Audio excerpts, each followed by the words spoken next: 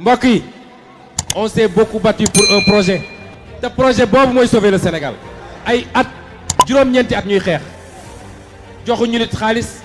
safo di seetaan li taalibe Sonko TV delatile nag jàmm mu mel na nag Ousmane Sonko daal ñi ko tuddee doom bari na lool ba jàll sax ci li nga xamante si ne moo di soxna yi Ousmane Sonko muy soxna Anna ak soxna Khady Kébé moom daal mu mel na nag benn patriote fële na la ci Touba moom daal moo ko tuddee ay doom mu nekk nag ay jumeaux ay cheikh yoo xamante ne si ne daal ku nekk nag tuddee nag muy soxna Anna ak soxna Khady mu nekk nag lu rafet trop. ba ñoom ñaar tax ñu dem seeti li nga xam moo di seen turandoo yooyu ma leen di wax daal ñi ñaanal leen ci commentaire yi bébé yooyu nag yàlla na dund ba jariñ rek mim réewum Sénégal ak ñoom li nu bëgg ci Sénégal rek yàlla na dondu ba am borom kër bu mel ne Seydina Ousmane Sonko. mbokk yi on s'est beaucoup battu pour un projet te projet boobu mooy sauver le Sénégal ay at